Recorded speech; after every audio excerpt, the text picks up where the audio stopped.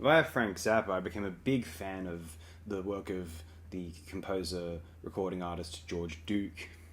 A lot of his albums in the 1970s are of a jazz fusion variety, kind of the funkier jazz fusion variety. And in the 80s, he composed a lot of pop music. He went the way of like a George Benson. He composed a lot of post-disco sort of dance music. Some of it really fun. Can't go wrong with the Shine On album. Can you? Well, the Dream On album, but the opening track's Shine On. It's fun. The 70s work's more impressive and re-listenable, one could say. And this album I've been really drawn to in particular. The cover art's very beautiful. It was reissued in 82 with a different cover art. I wish they'd kept this one. This is very pretty with the tiger.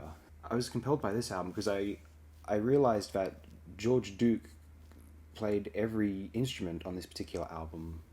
Keyboards, drums, beltry. We have funky fusion numbers mixed in with these beautiful solo piano pieces. It's a very interesting and calming listen, which seems to cover all bases. It makes for a lovely morning. And I found myself returning to it. It was just fulfilling the function of, if I wanted to listen to music for 40 odd minutes, I don't want to have to constantly change things. What would I feel like listening to? George Duke's the dream. That'll be very satiating in any case. The first track, Mr. McFreeze, that gets you bouncing. Love Reborn is a beautiful solo piano piece which goes for about 7 minutes. Tzina it uses electronic keys in order to synthesize a sort of alien landscape. Quite interesting.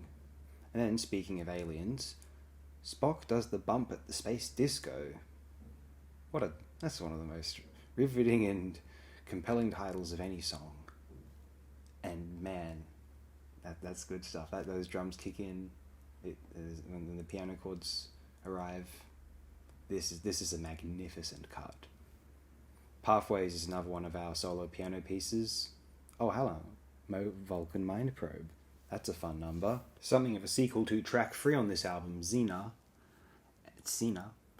And then The Dream That Ended closes the album, a 3-minute solo piano piece. Very pretty, once again. I'd name this as one of my 5 favourite of the George Duke albums, along with 1975's The Aura Will Prevail, 83's Guardian of the Light, 79's Master of the Game, and 74's Feel. And I must mention, perhaps this is an honourable, the Billy Cobham and George Duke Band's live album On Tour in Europe, an amazing release. George Duke's wonderful solo discography, as well as his magnificent contributions to Frank Zappa's Project Object, mark him as a remarkable addition to the history of recorded music, recommended for jazz fusion fans as well as those who are already in a relaxed state and would like to sustain that.